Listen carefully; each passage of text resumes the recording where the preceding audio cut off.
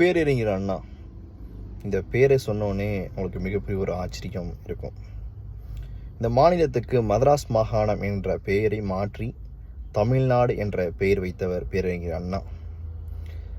திருமணங்களுக்கு மந்திரங்கள் வேதங்கள் தேவையில்லை, இரு மனம் இருந்தால் போதும் என்று சொல்லி சுயமிருதை திருமண சட்ட ஆணையை பிறப்பித்தார் பேரறிஞர் அண்ணா.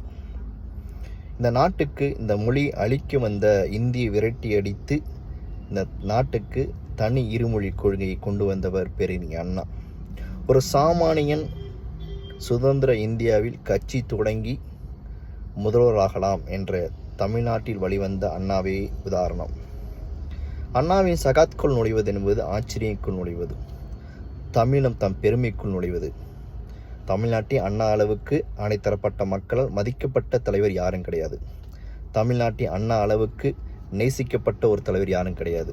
தமிழ்நாட்டில் அண்ணா அளவுக்கு கொண்டாடப்பட்ட ஒரு தலைவர் யாரும் கிடையாது. தமிழ்நாட்டில் அண்ணா அளவுக்கு தன்னை மக்களிடத்தில் கரைத்து கொண்ட ஒரு தலைவர் யாரும் கிடையாது. தமிழ்நாடு இருக்கும் வரை அண்ணா தான் ஆளுவார், அண்ணா தான் தமிழ்நாட்டை ஆளுகிறார்.